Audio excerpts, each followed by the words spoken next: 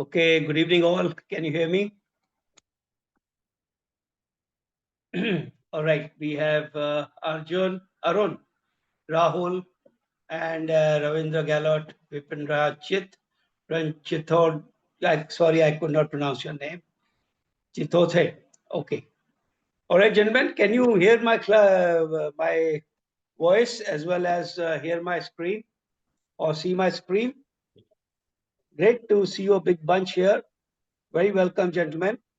So, I was just talking to one of my ex-students who just cleared his orals yesterday with fun. A typical question that he was asked of him was the new Merchant Shipping Act, that is MSA 2058, 2025. Can somebody just say yes? You can hear me? Yes, sir. Yes. All right. So, what does the Merchant Shipping Act? How does it deal with pollution, etc.? So, briefly, we will talk about that today. I'll have a comparative short class. Unfortunately, I have certainly a visitor that I cannot avoid not watching. So, first of all, is the Government of India has definitions in the Merchant Shipping Act. 1 to I think 65 are the various definitions, and I will do those definitions with you, which is very important for us to know. Anything from what is a trade passengers to what is a passenger, what is an act of pollution, and where all does the Indian sort of jurisdiction come to. So India is now party to the anti-fouling.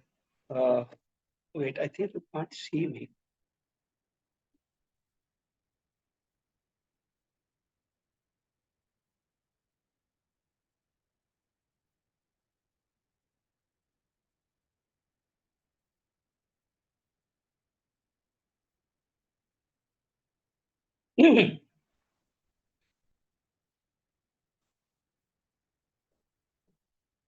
All right, anti-fouling system convention, which we were earlier not part, is now defined. Number 4, it says the International Convention of Control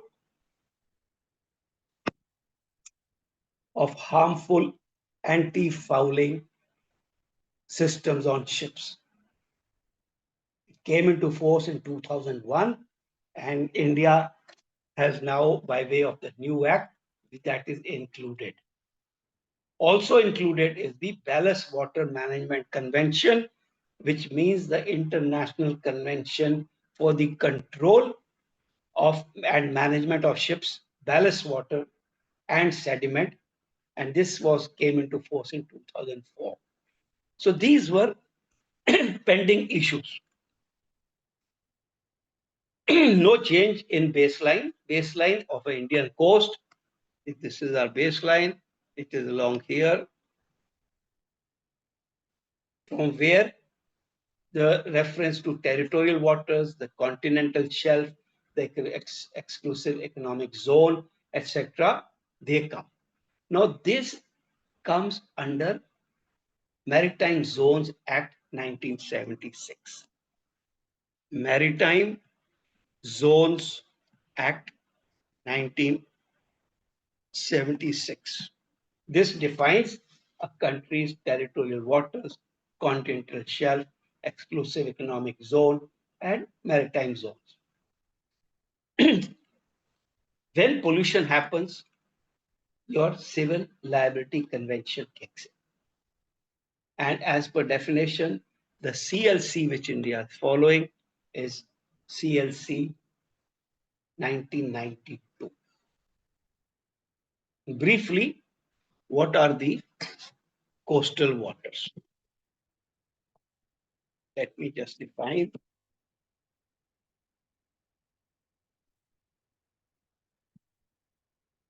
What are coastal waters as per our act? Means any part of the territorial waters of India along with any part adjoining the maritime zones of India within the meaning of the territorial waters. Then you have the continental shelf, you have the exclusive economic zone. This goes 200 nautical miles. This stays as it was before because these were international conventions. The coasts include the coast and creeks and any part of the sea or any part of the river within the ebb and flow of a tide. So, really speaking, easy to define any part of India which gets seawater past the baseline is part of your, it's a creek and it's part of our Indian coast. As you know, they have revised the Indian coastline length, which is 11,040 miles or something kilometers. So we have a very large coastline, and now we are concerned about pollution risk. Earlier on, the pollution aspect was covered by Indian Merchant Shipping Act. We had our own laws. Now, limitation of liability for Maritime Claims Convention. This is another convention which deals with pollution. Why? Every vessel, which is, or every flag state, which is part of the limitation liability for maritime claims, LLMC Convention 197, sorry, LLMC Convention 1976. It was revised in 1996. India is part of that. So, whatever we are going to put a claim on a pollutant ship or a owner will be as per the LLMC 1976. Just out of interest, the MV Dali, which had damaged the Baltimore Bridge, they have represented to the United States that their limitation of liability should be something like $250 million because they are part of the LLMC convention. So that's a separate matter. Then, of course, the important convention for us is Marpol Convention.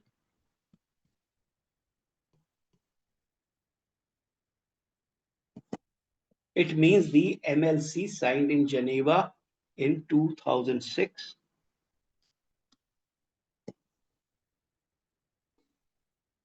For the prevention of pollution from ships. 1973 included the 1978 protocol. One change with the new MS Act has brought about is they have reduced the criminalization, but they have increased the fines. That is what the Indian government has looked into it. So we are also under MARPOL, LLMC we talk, and now I would like to go to definition. This is number 36. What is pollution prevention convention? Now, this also includes ballast water. So it means any convention relating to the prevention of pollution from vessels. The important word is prevention of pollution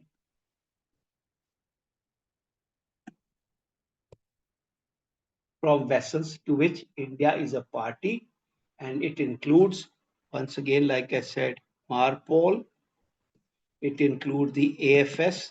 It was not part earlier, now anti-fouling system is there, and ballast water management convention.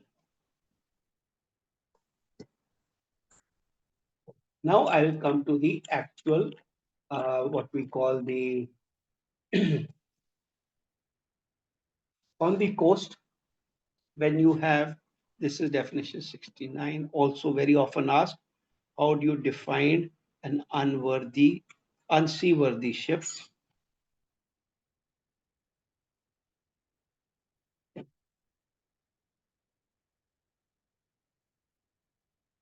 Sir, the unseaworthy vessel means it they have kept the same definition which was in the previous act. The materials for which is made, her scantlings, sizes of her steel, construction, design, number, and how many seafarers she has to carry as per their qualifications and as per the safe manning certificate, the condition of her hull and her boilers, equipment, including all machinery that is required to manage the ship in a seaworthy condition. If any ship, these things are not such to render her in every aspect fit for the proposed voyage of service. If that ship does not satisfy that, she is an unseaworthy vessel. I would like to define by 73 what is wreck. Under the Indian maritime law, a wreck includes a sunken or a stranded vessel. Sir, what is a stranded vessel? Would anybody like to tell me? Sunken, of course, is simply she is sunken. Stranded vessel. Stranded vessel. Basically, a grounded vessel which cannot refloat on its own. Perfect. Correct. Grounded vessel can refloat by herself with internal sources. A stranded vessel cannot refloat herself without external help. Very rightly said. So any part of a sunken or a stranded vessel, including any cargo which is on the ship or has been on board the ship, is a wreck. Even a pair of shoe which falls off your ship technically becomes a wreck. And it is required that that wreck should be removed from the sea by the ship owner. Any object or goods or cargo that is lost at sea from a vessel which is stranded, sunk, or adrift at sea. Any equipment, ship is stranded and sunk or stranded, we agree. Even the cargo on board, which is sunk or stranded, it is lying in some part of the world which cannot be retrieved, that becomes a wreck. And lastly, a vessel that is in distress is about to or may reasonably be expected to sink or to strand, and where effective measures to assist the vessel or salvage the property are not already being taken. Suppose the ship is under salvage, it comes out of the wreck. Then it's not a wreck. A wreck is a ship which is in distress. It is expected to sink or strand, and on that there is no measures going on to save the ship by the owner or by a salvor.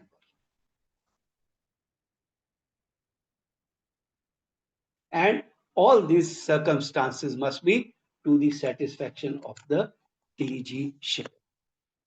Now, gentlemen, I would like to come to chapter 6.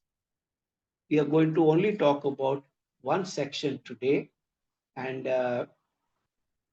let's see how long does it take. I'll try to complete it, otherwise we'll complete it.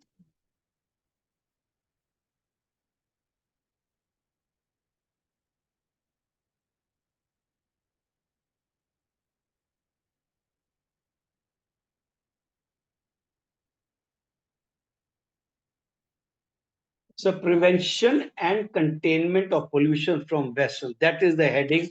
Now the new heading. So prevention and containment of pollution from vessel.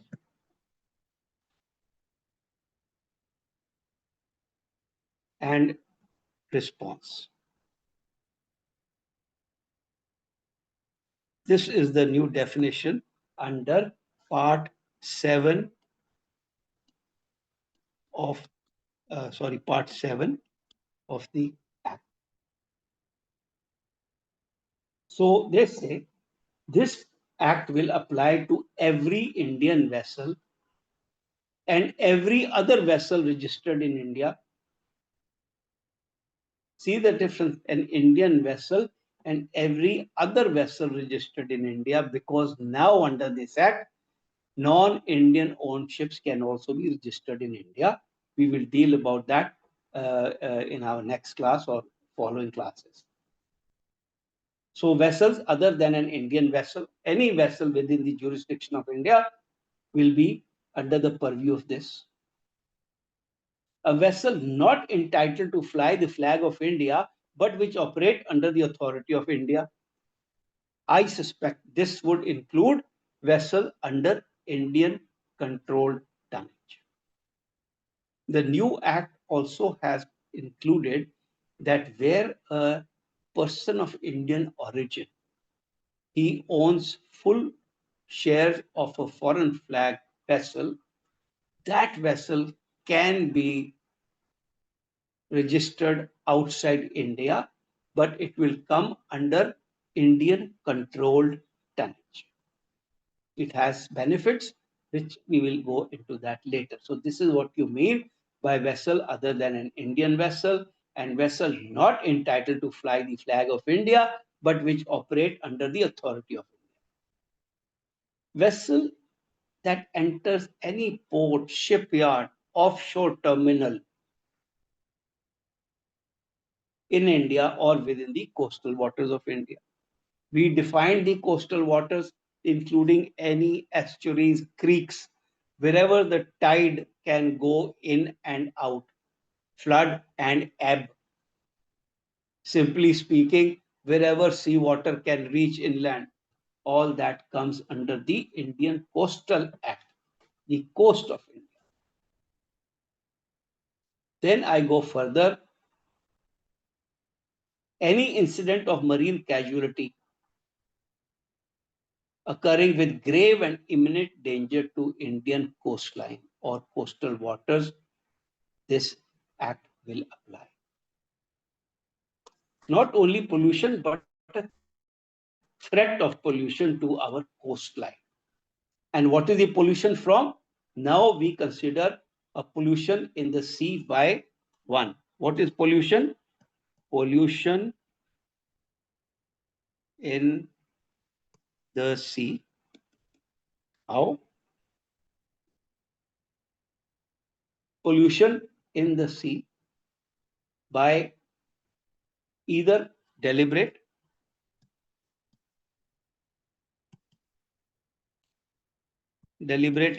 throwing something or letting go out, negligent or accident release of oil.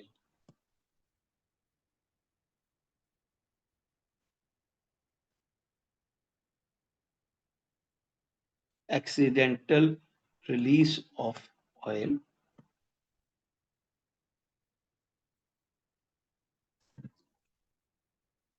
Ballast water.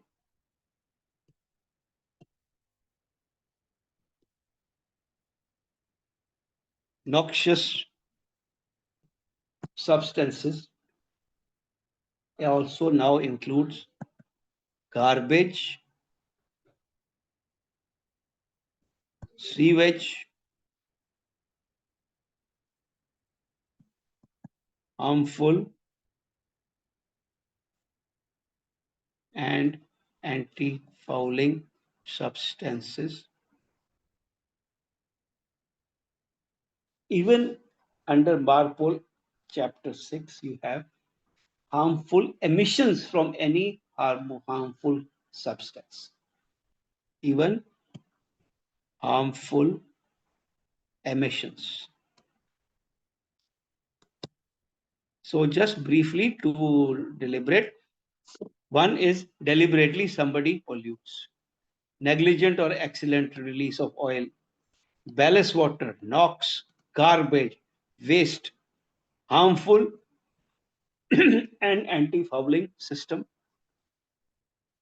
And then finally, he said harmful emissions. They will all be considered as part of pollution.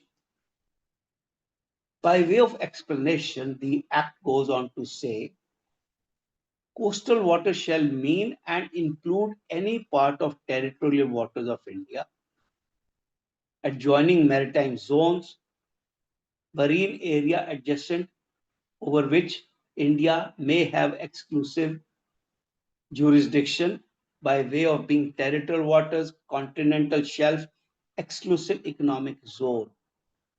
So this is very clear. Our prevention of pollution part under the Merchant Shipping Act, prevention of pollution extends up to the economic zone, which is 200 miles from the baseline. Earlier on, even my last class, we used to discussing that ELSA 3 got away with practically everything because by that time we had not, our act had not come into place. We still had jurisdiction mainly only on the coast within the territorial sea. Of course, they would go into court and try to get as much as we can, but we missed a golden chance had we passed this act before. But anyway, now any pollution and prevention of pollution is required under this part up to the economic zone, 200 miles.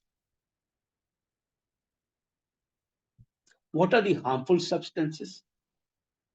Harmful substance means any substance or form of energy which is introduced into the sea or air is liable to create hazards to human health, harm living resources, and marine life. Then, under the action, dumping something overboard. What does that mean? First part of our part one, which so the when I said the 8 parts which will be considered pollutions, first one was dumping, deliberate disposal of wastewater and other matter from a vessel or port and man-made structures at sea. Deliberate disposal of vessels, structures into the sea. But of course, this will not include the disposal of waste or other matter derived from normal operation of vessels, platforms, and man-made structures at sea, other than waste which is transported by vessels. So your normal waste that is generated within the parameters of the law, of course, that is permitted.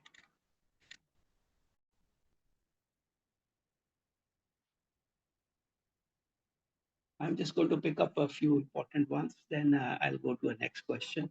But may I request all of you to read one section 131 onwards, the MSA 2025, the important ones for pollution prevention.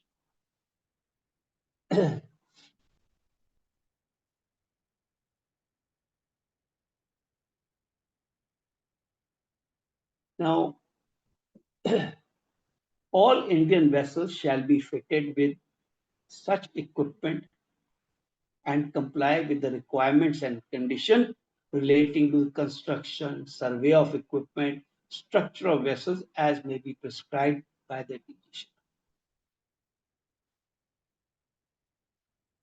And very importantly says no certificate can be issued under this part of the Merchant Shipping Act unless the requirements and conditions are complied with to the satisfaction of the DGC.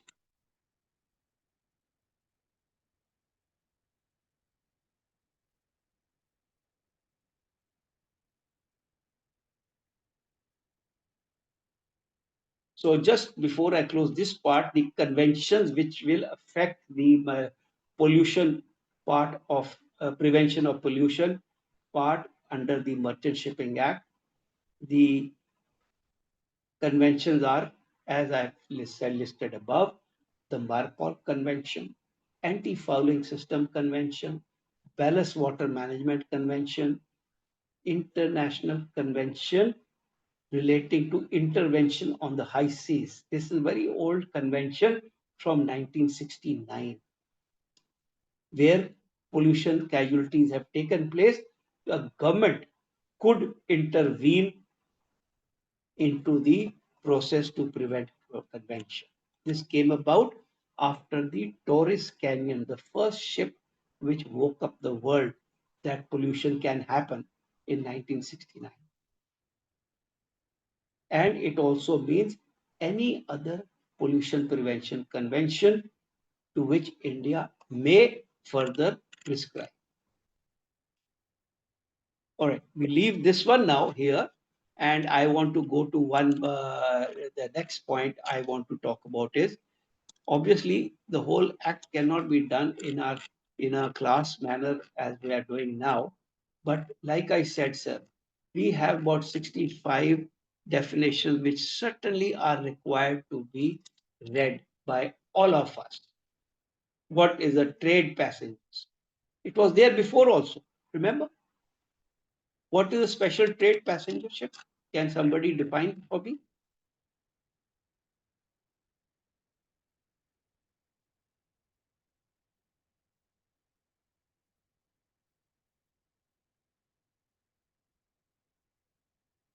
Mm,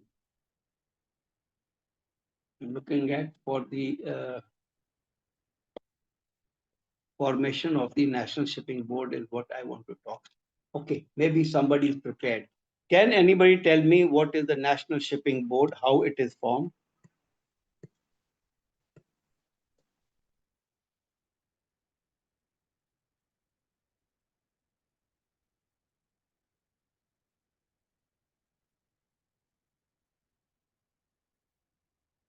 Chapter 1 of the new Merchant Shipping Act, it deals with the establishment of the National Shipping Board and the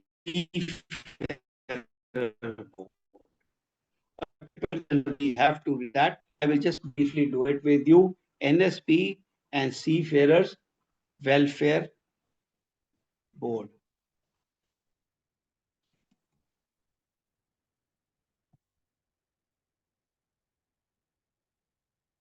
Now, what does it say? The National Shipping Board shall consist of the following members. How many members? 6 members of Parliament.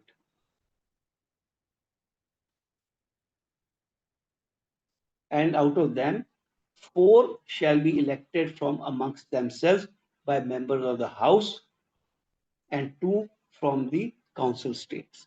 So 6 Parliament MPs, 4 from the House and 2 from the Council of States. What would be the Council of States? I believe it would be the states which have the maximum maritime interest. Maharashtra would be one, Gujarat would certainly be one, etc. So 6 members of parliament, 4 shall be elected from themselves, from the House, and 2 from the members of the Council of States. Then you will have additional such members, 16, not equal to or less than 16 members. They will come from where? So these 16 members will come from the central government, your shipping ministry, etc., ship owners, seafarers, the unions, and such other interests which the government feels should be represented in the shipping. Now, provided that the shipping board shall include, this is also new, equal number of people representing the ship owners and seafarers.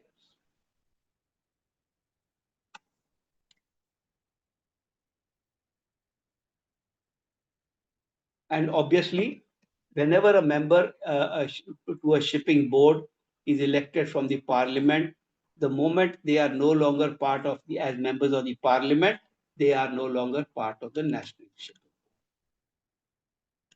What are the duties or obligation of the national shipping board?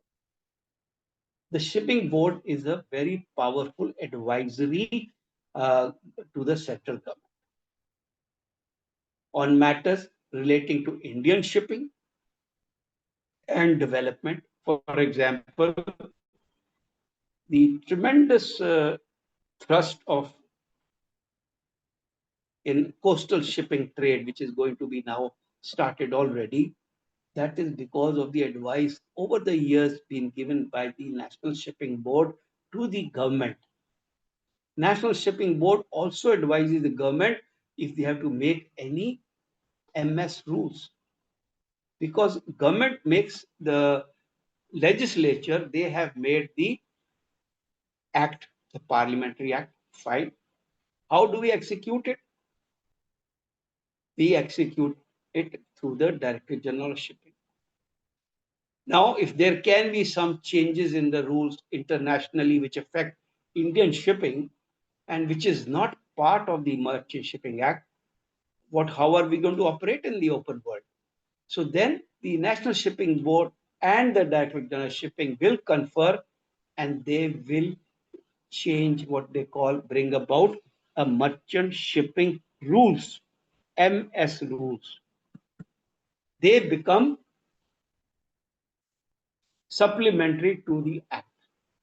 So MS rules execute the act, whereas the act itself gives the guidelines. I hope I am clear in this to you all. And because very often we get confused, what is the difference between MS rules and MS notice? MS notice is a safety matter. That's a DG shipping matter. MS rules involve the part. Without changing the act, the government can make rules which will help to execute the guidelines of the merchant shipping. In the passing, I would like to tell you all that even once a MS rule has been made, it can be enacted immediately, but within 30 days, it has to be put up to the parliament for final approval. If the parliament says no, then the MS rule is removed. And shipping board is in the middle of all. So the shipping board advises the government on matters related to Indian shipping. The shipping board shall have the power to regulate its own procedures. So it's a very independent, autonomous board. It has powers how to operate the board, when they have to have meetings, etc. So without going further into this, I'll just pick up any important points. Just give me a minute.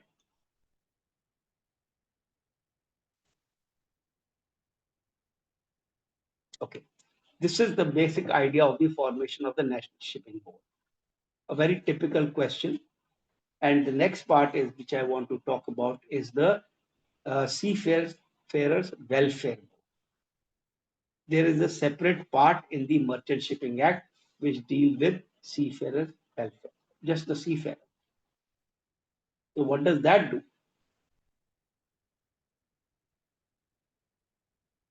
So the Seafarer Board will be constituted as an advisory board for the purpose of advising the government on the measures taken to promote the welfare of seafarers under this act. And generally, what all it will include? Seafarers will have establishment of hostels, boardings, lodging houses which are only for seafarers, establishment of clubs, canteens, libraries, and other such amenities which are for the benefit of seafarers. Then establishment of hospitals and the provision of treatment of medical treatment for seafarers even when they are not on the ship. Then they also want to provide better education to the seafarers, opportunities to improve in their careers, Then the Seafarer Welfare Board, Seafarers Welfare Board will also talk about how to welfare of the distressed or abandoned seafarers.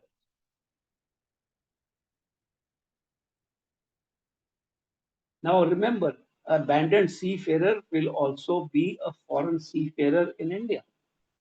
So that also comes part of a seafarers board. That means measures taken in the case of seafarer who is a foreigner, but he is abandoned in the waters within the jurisdiction of India. The government of India will assist him through the Seafarer Welfare Board.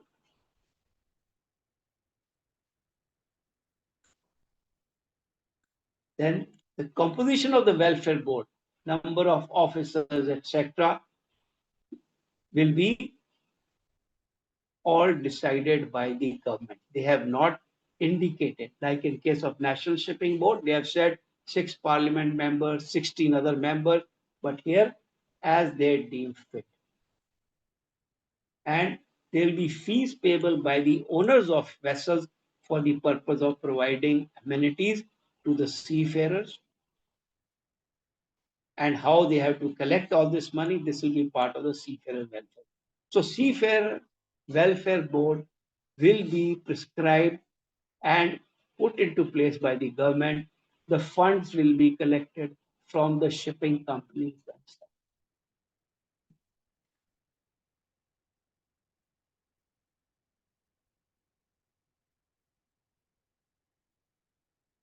All right, I think I have covered the better part of this Seafarers Welfare Board and the National Shipping Board.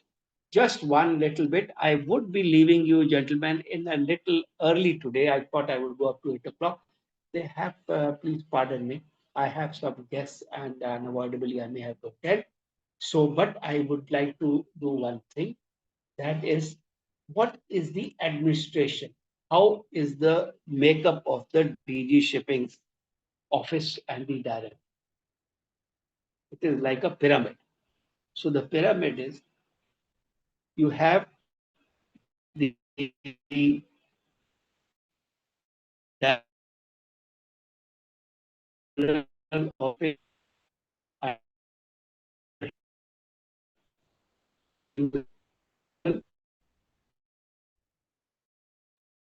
So your audio is breaking.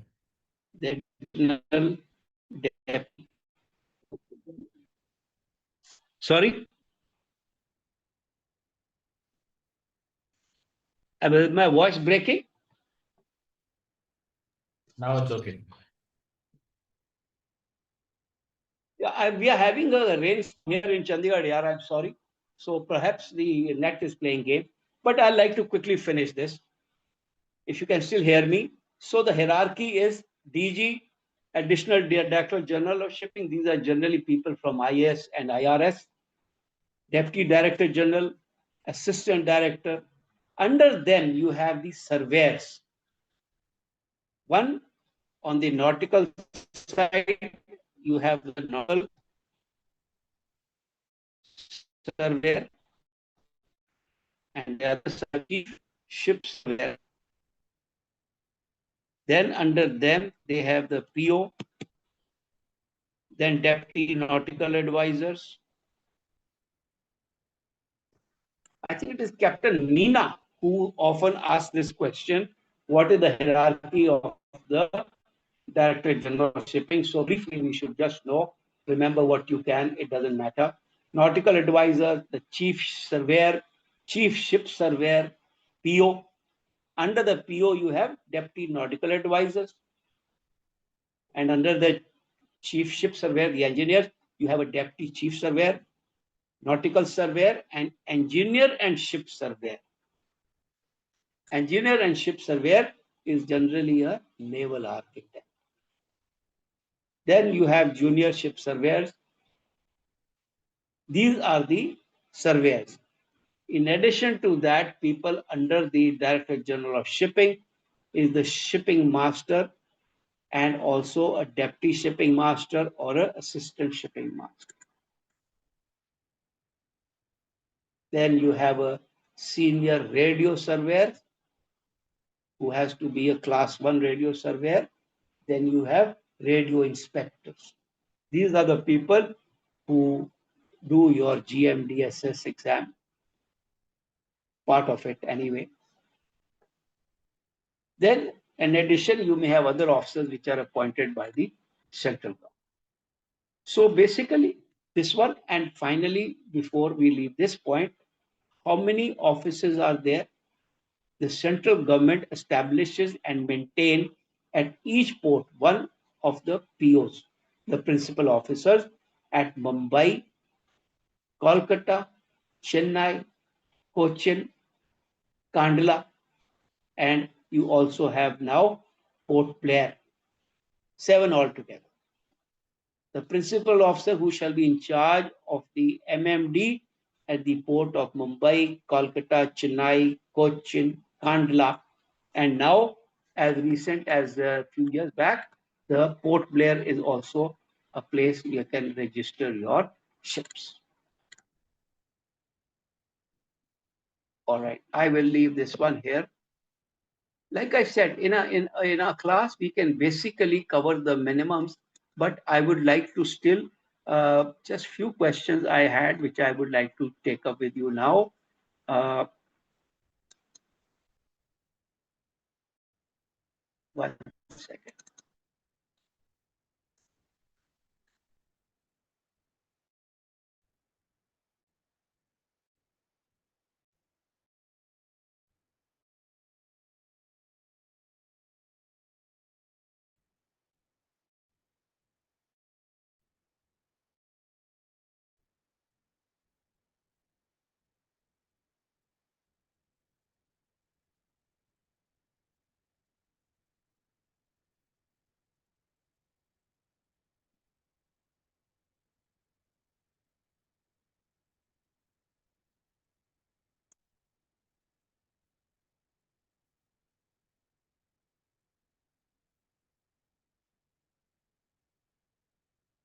Question: why flag state inspections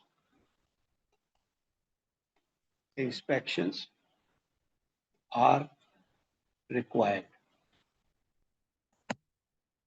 What is the frequency of flag state inspection in India, and what are the factors that decide? So first of all, sir, I will refer all of you to Merchant Shipping Notice number 4 of 2017. All going to orals, please read. Time permitting. Why we have time, but not today. Tomorrow is Wednesday. Am I right? Maybe not on Wednesday. On Thursday, we will discuss Indian government. How do they do it?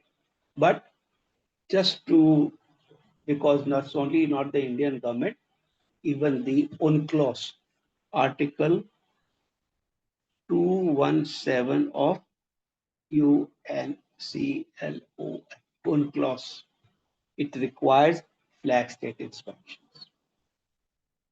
So 4-5 categories. Category 1 is passenger ships. The schedule for passenger ships flag state inspection is every calendar year after 3 months of the passenger ship safety certificate survey.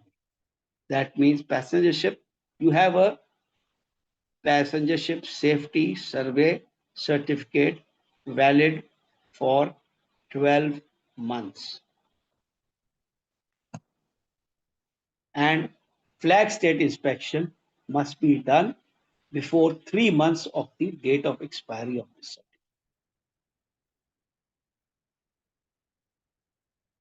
Every calendar year, that means every year you have to have flag state inspection. After 3 months of the issue of the certificate is for 12 months.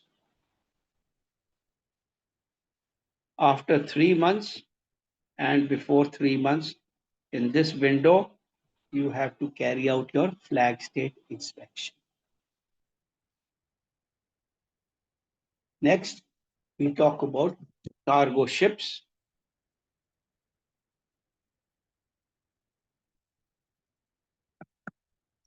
Cargo ships of 0 to 5 years age. New ships. So one inspection 1 to 3 months after the completion of the first complete intermediate survey. You have period of 5 years, 0 to 5 years, the intermediate inspection between 1 to 3. So intermediate between second and third intermediate inspection 1 to 3 months after the first complete intermediate survey. 3 months. Because the ship is only less than 5 years age. As she goes up, we have the next one is 5 to 15 years. There's once in 2 years. 0 to 5 years is once in a 5-year period within 3 months of the intermediate inspection. If you are 5 to 15-year-old ship, then you have to have a flag state inspection every 2 years. That means 1 to 3 months after the completion of every alternate annual intermediate or renewals. So twice one inspection between, once in 2 years. So every 2 years. So you have 1, 2, 3, 4, 5. So 1, 2, you have one inspection after the completion of alternate survey. Then renewal survey is here. So once before that. Then the last column comes is cargo ships of 15 years and above. Every year, a flag state inspection is to be done 1 to 3 months after completion of your annual intermediate renewal survey, as the case may be. 5 years, first, second annual, intermediate, fourth, and renewal. 1, 2, 3, 4, 5. 1, 2, 3, 4, 5. Yeah. Every year, if you are over 15 years, between 1 to 3 months after the completion of your annual survey, either annual or alternate intermediate, once every year. So this is our requirement. And briefly, before we go, I would like to just briefly talk about the DG shipping circular, which I mentioned. This is number 6.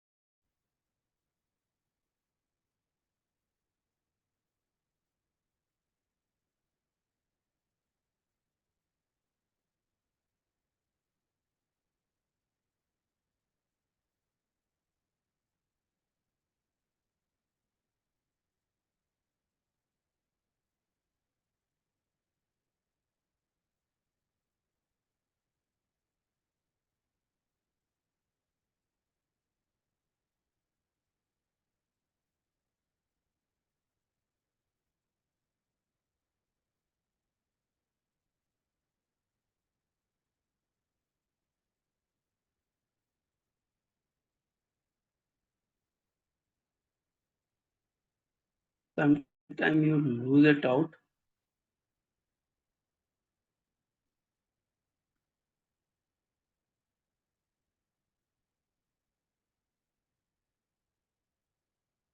But here I'm losing my internet connection up and down, so I don't know if you can hear me clearly or not. So we have got a heavy rain. So can we continue this class next time, please? If not, tomorrow on Thursday. I'll need to go off. My internet is failing here. I'm just on one local battery on this. So let me see if I can hear me. Can you hear me, please? Yes, sir. Now we can. Yeah, I'm sorry. Okay, we will. That's a longer part. So what I'll do is, before we go, I like to just show you, ask a few lights from you all. Perhaps we are getting little uh, closer to the lights and shapes, which we need to do very badly. Mm, where is my page for the lights? Okay.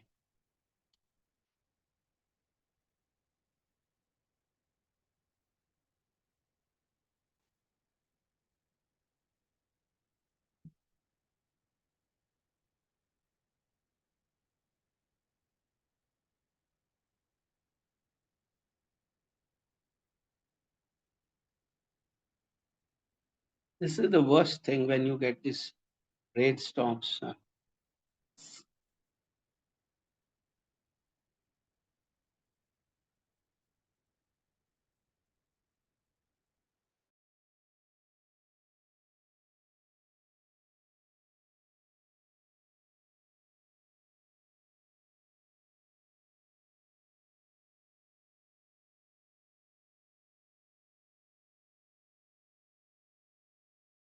Lights all around and a green light.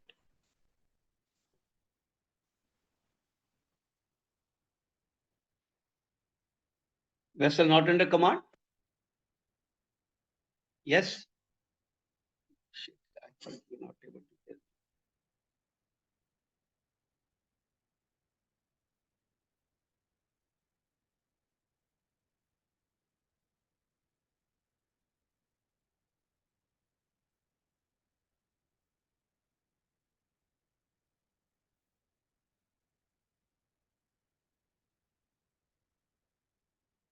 Okay, guys, I think you can hear me. I don't seem to get a feedback from you.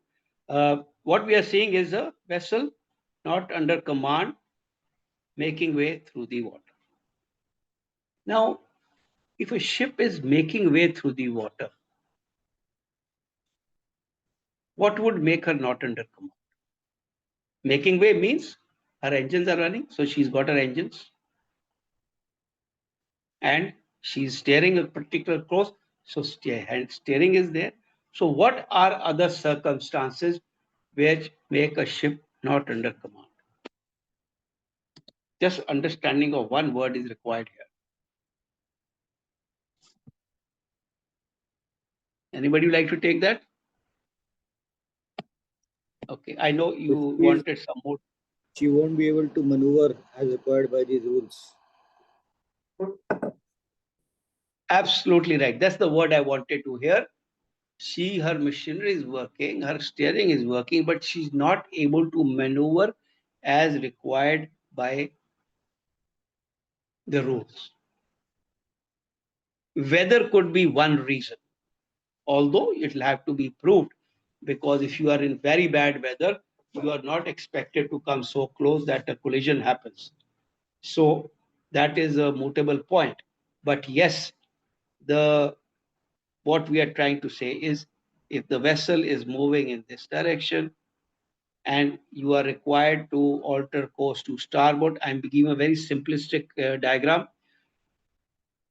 If I want to alter course to starboard as I'm required by these rules, I have to alter course to starboard. And I have a very strong wind coming from the port quarter. What will it do, sir?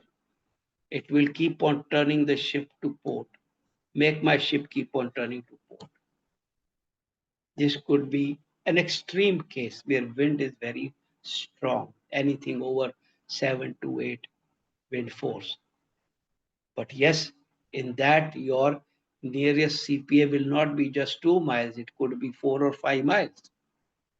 But do remember that circumstances could be asked when you can have a vessel not under command showing green light.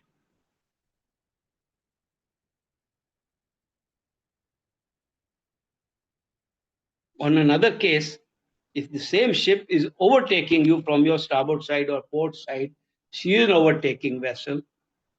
Rule 13 says, notwithstanding anything contained in the rules of this part, a vessel overtaking any other shall keep out of the way of the overtaken vessel. So in that case, a vessel which is not under command, coming up from behind 22.5 degrees, technically she would be required to keep out of the way, be a giveaway vessel. But gentlemen, we are preparing to be masters of the ship. We also know there is a rule called 17.